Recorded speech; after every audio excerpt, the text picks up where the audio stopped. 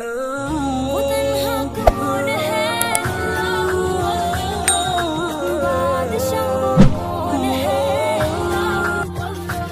مفتی عبدالغفور صاحب، مرزا غالب سے کسی نے پوچھا چپل مذکر ہے یا مؤنث؟ مرزا غالب کا اتر سنو ہندو مسلم بھائیوں۔ مرزا غالب سے کسی نے کہا چپل مذکر ہے یا مؤنث؟ مرزا غالب نے کہا اگر زور سے لگے تو مذکر، آہستہ لگے تو مؤنث۔ بلکہ میں اس سے آگے بڑھ کر کہتا اگر زور سے لگے تو وہ یا تو باپ کا لگے گا یا بھائی کا لگے گا یا رشتہ داروں کا لگے گا یا مکھیا سرپنچ کا لگے گا، لیکن اگر آہستہ لگے گا تو وہ کسی نہ کسی راستے پر چلنے والی خاتون کا لگے گا۔ اگر وہ زور سے لگے اس سے تمہاری تنبیہ کی جائے گی، اس سے تمہیں راہ راست پر لایا جائے گا، ست مارگ پر چلانے کی کوشش کی جائے گی۔ لیکن اگر کسی خاتون کی چپل لگ گئی، کسی خاتون کا سینڈل لگ گیا آئی لو یو کے ذریعے سے، تو ایسی بری مار پڑے گی، ایسی بری مار پڑے گی۔ No life eat and drink and enjoy myself, زندگی انجوائے کا نام ہی نہیں، بلکہ کوئی سبرمتی ندی میں کود کر دم توڑے گی اور کوئی شبنم شعلہ بن کے اسے پھانسی کی سزا اس کے لیے تجویز کی جائے گی۔ آئی لو یو۔ اے نوجوانوں، آج کے اس جلسے سیرت النبی اور اصلاح معاشرہ کانفرنس کے تعلق سے میں آپ سب کو بڑے پریم کے ساتھ، محبت کے ساتھ یہ پیغام دینا چاہتا، کبھی بھی محبت اور پریم میں کسی سے شادی اور وواہ مت کرنا، ورنہ زندگی بھر رو گے، اور اگر زندگی بھر رونے سے بھی حد سے زیادہ اگر تمہاری مصیبت اور پریشانی تجاوز کرے گی تو پھر وہی حال ہوگا۔ وہ سلیم الطبع نہیں، بلکہ وہ شیطانیت کی علامت بن جائے گا، اور بلکہ اس سے بھی آگے بڑھ کر یا تو وہ عائشہ کی شکل میں سبرمتی ندی میں کود کر اپنی جان کا نذرانہ پیش کرے گا۔ آج ہمارے علماء بہت بیان بازی کر رہے ہیں یوٹیوب پر، جہیز جہیز جہیز۔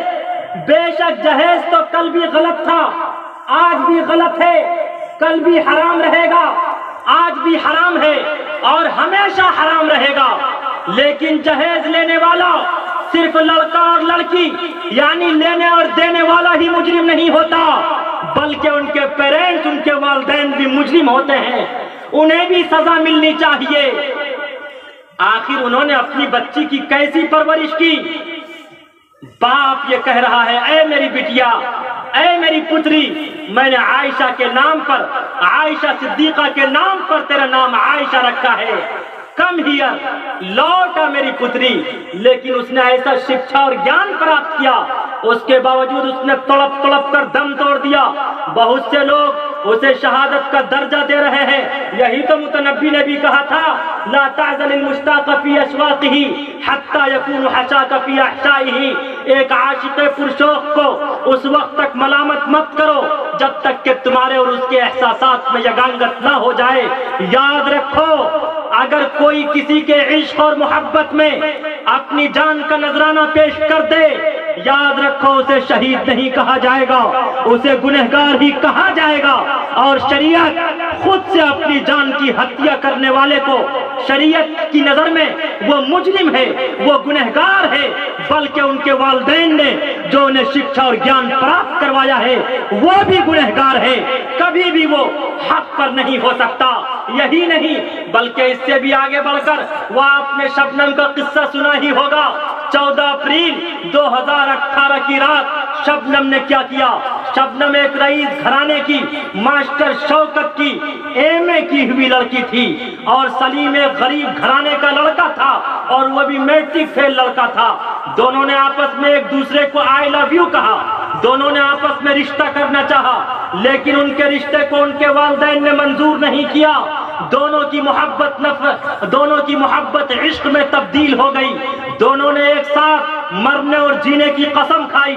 پھر 14 اپریل 2008 کو عشاء کے بعد، کھانا کھلانے کے بعد چائے میں زہر ملا کر शबनम ने अपने वालिदैन समेत 7 लोगों को जहर मिलाकर पिला दिया, खिला दिया और उसके बाद अपने आशिक को फोन किया, जल्दी आ जाओ। वो जल्दी आया और कुल्हाड़े से दोनों ने मिलके अपने बाप को मारा, अपनी माँ को मारा, अपने भाई को कत्ले आम किया और 10 महीने के भतीजे तक को नहीं छोड़ा।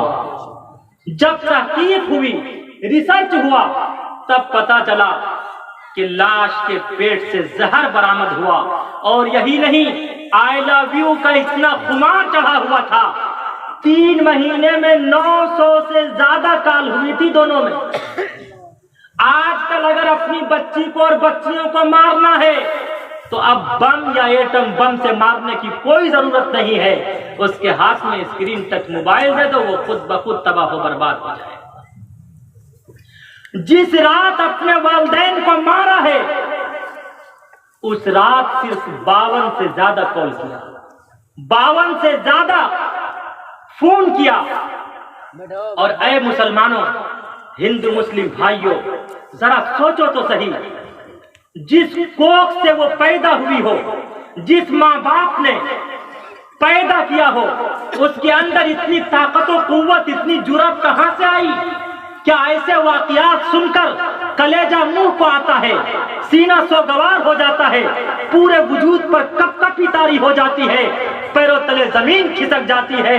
ऐसे वाकयात और ऐसे जराइम, क्या ये शबनम के जराइम नाकाबिले फरामोश हैं कि बगैर निकाह के बच्चा जन्म देना, वालिदैन को तहे तेख करना, भतीजे तक को न छोड़ना और उसके बावजूद रोना धोना शुरू कर देना कि कुछ बदमाशों ने मेरे तमाम रिश्तेदारों को तहे तेख कर दिया।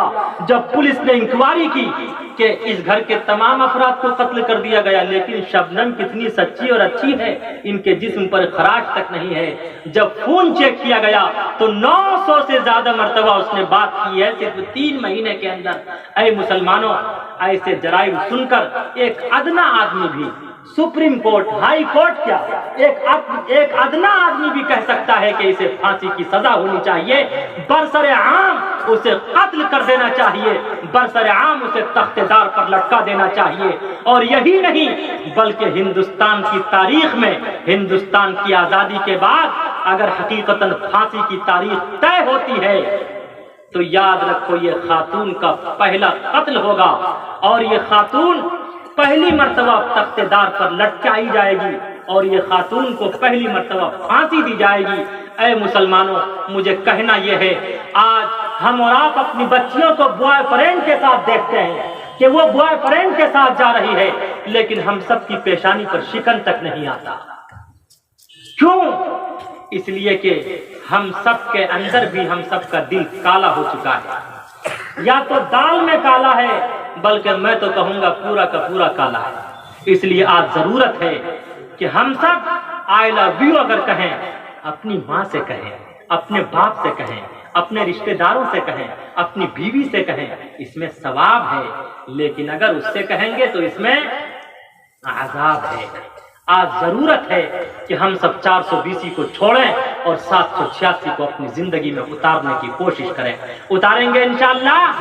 Subscribe now and press the bell icon. Never miss an update.